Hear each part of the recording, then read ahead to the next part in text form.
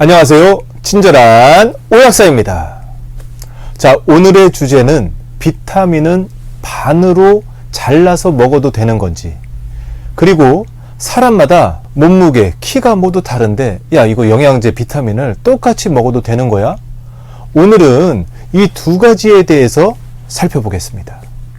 자, 반으로 잘라서 먹는 영양제 분할 복용법 중 가장 대표적으로 좋은 것이 현재 시판되는 용량 비타민C 1000mg입니다.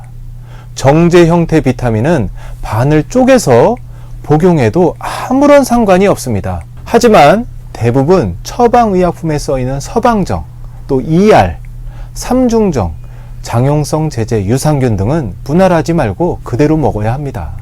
약효에 나쁜 영향을 미치기 때문입니다. 비타민C는 보통 1000mg을 1일 1회 복용하는 것이 일반적입니다.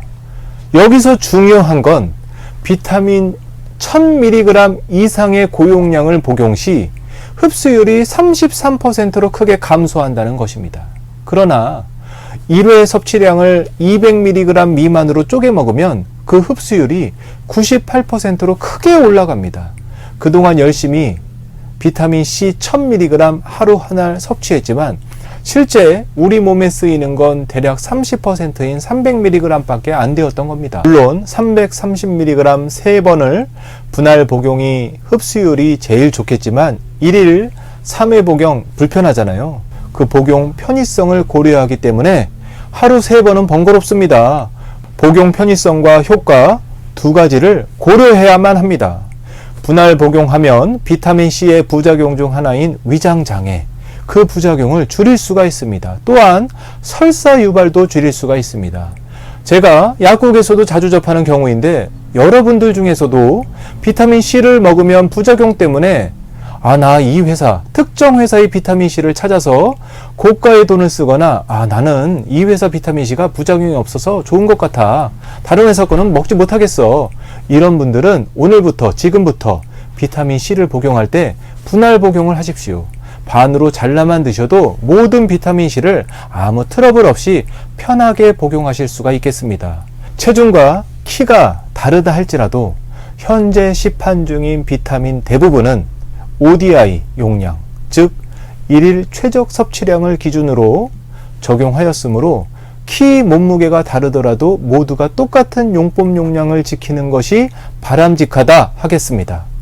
비타민 용법 용량 기준 잣대가 되는 것 중 하나가 바로 RDA 영양 권장량과 ODI 최적 섭취량, 그 두 가지가 있습니다. 그러면 RDI가 뭐냐? RDI는 죽지 않을 만큼 생명을 유지하기 위해 필요한 최소량, 음식으로 섭취 가능한 용량으로서 영양, 결핍증, 질병을 예방하기 위한 최소량의 수치입니다. 우리가 그 편의점의 음료 등을 광고할 때 1일 권장량의 몇 배, 이런 말들을 많이 듣습니다. 이때 기준으로 삼는 1일 권장량을 RDA라고 합니다. RDA 이하로 섭취하면 생명이 아주 위험하다는 거죠. 죽을 수도 있습니다. ODI는 최적의 건강을 유지하는 데 필요한 요구량입니다. 100점짜리 용량입니다. 최적입니다. 최적. 비타민 B1의 경우 RDA는 1mg인데 ODI는 100mg으로 무려 100배가 많습니다. 역시나 시판 중인 비타민 B는 대부분 1일 100mg의 용법 용량을 가지고 있기 때문에 그대로 드시면 됩니다. 물론 사람에 따라서 그 절반을 복용하는 경우, 나는 반밖에 못 먹겠어, 50mg, 그것도 절대 건강에 치명적으로 나쁘거나 하지는 않겠죠. 1mg보다 크기 때문입니다. 하지만 현대사회가 영양 불균형, 스트레스, 만성 피로 때문에 비타민의 요구량이 훨씬 증가했습니다. ODI 용량 100mg이 훨씬 좋습니다. 비타민 충분량을 복용한다는 것은 우리가 사우나에서 샤워를 하는 것과 유사합니다. 온몸을 충분히 샤워로 적셔줘야 내 몸이 개운하듯이 비타민 충분량으로 내 몸에 60조가 넘는 세포를 충분히 비타민 샤워를 해주면 아주 활기찬 생활을 할 수가 있습니다. 결핍증을 예방하기 위한 개념인 최소 필요량보다는 질병의 예방과 치료를 기대하는 최적 용량인 ODI가 더 중요하게 된 이유입니다. 피로회복을 목적으로 비타민 B1을 드실 경우 100mg을 기준으로 복용하시길 권장합니다. ODI 용량보다 더 먹는 경우 건강에 나쁜 영향을 미칠 수가 있습니다. 많이 먹어서는 안 되는 영양제가 있기 때문입니다. 내가 체격이 크시다고 많이 먹어서는 안 됩니다. 효과가 좋다고 나 이거 하나 더 먹을래, 많이 드시면 안 됩니다. 과유불급, 지나치면 안 좋습니다. 비타민 역시 과다하게 먹어서는 안 됩니다. 지용성 비타민을 과다하게 섭취하면 체내에 축적이 되어 부작용을 일으킬 수 있습니다.